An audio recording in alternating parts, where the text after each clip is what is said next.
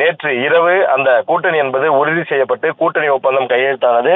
குறிப்பாக 28 சட்டமன்ற தொகுதிகள், ஒரு ராஜ்யசபா தொகுதி காங்கிரசுக்கு ஒதுக்கீடு செய்யப்பட்டு அந்த ஒப்பந்தமானது நேற்று இரவு கையெழுத்தானது.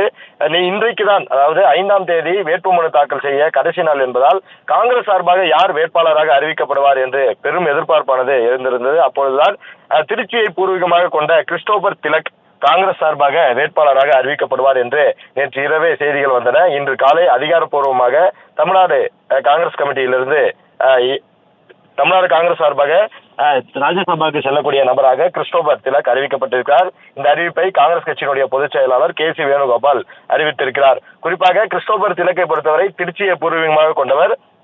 இவர் இந்த தேர்வு செய்யப்பட்டதற்கு முக்கிய காரணமாக தமிழ்நாடு காங்கிரஸ் கமிட்டியினுடைய மாநில தலைவர் செல்வ பெருந்தகை தான் இதற்கு ஒரு பின்னணியில் இருக்கிறார். அவர்தான் கிறிஸ்டோபர் திலக்குக்கான இந்த வாய்ப்பை கொடுக்க வேண்டும் என்று தலைமையிடம் வலியுறுத்ததாகவும் அதன் அடிப்படையில் தான் கிறிஸ்டோபர் திலக் இந்த பதவிக்கு அவருடைய பெயரானது பரிந்துரை செய்யப்பட்டிருக்கிறது. குறிப்பாக வேறு மாநிலத்திலிருந்து பல பேருடைய பெயர்கள் இந்த பதவிக்கு ஏற்கனவே பரிசீலனை செய்யப்பட்டதாகவும், ஆனால் தமிழ்நாட்டை சேர்ந்தவர் இந்த பதவிக்கு பொருத்தமானதாக இருப்பார் என்ற அடிப்படையில் தான் தற்போது கிறிஸ்டோபர் திலக் தேர்வு செய்யப்பட்டிருக்கிறார்.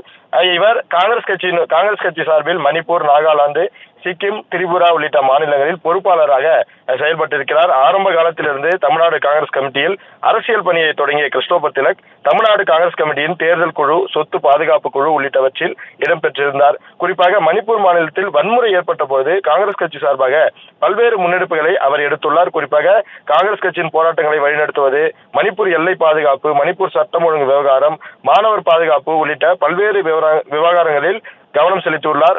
மகாத்மா காந்தி தேசிய ஊரக வேலைவாய்ப்பு உறுதி திட்டத்தின் பெயரை மாற்றிய போது அதற்கு எதிராக நாடு முழுவதும் போராட்டங்களை ஒருங்கிணைப்பது உள்ளிட்ட பல்வேறு பணிகளை செய்ததோடு திருச்சியில் நடைபெற்ற பல்வேறு போராட்டங்களில் இவர் கலந்து கொண்டிருக்கிறார். தமிழ்நாட்டை சேர்ந்த ஒருவருக்கு இந்த பதவி கொடுத்தால்தான் காங்கிரஸ் கட்சிக்கு ஒரு கௌரவமாக இருக்கும்.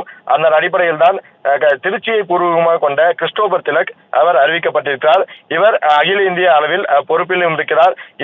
இவருக்காக தான், அதாவது குறிப்பாக சொல்ல வேண்டும் என்றால், ஒரு ராஜ்யசபா தொகுதியா 2 ராஜ்யசபா தொகுதியா என்று ஒரு நீண்ட இழுபறி எல்லாம் ஈடுபட்டிருந்த நிலையில் ஒரு ராஜ்யசபா தொகுதிதான் என்று நேற்று இரவு கையெழுத்தானது.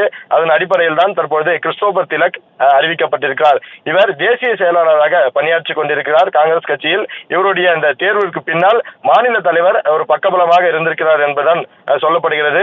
அதே போல இந்த அறிவிப்பை அகில இந்திய காங்கிரஸ் கமிட்டியினுடைய பொதுச் செயலாளர் KC வேணுகோபால் தற்போது வெளியிட்டிருக்கிறார்.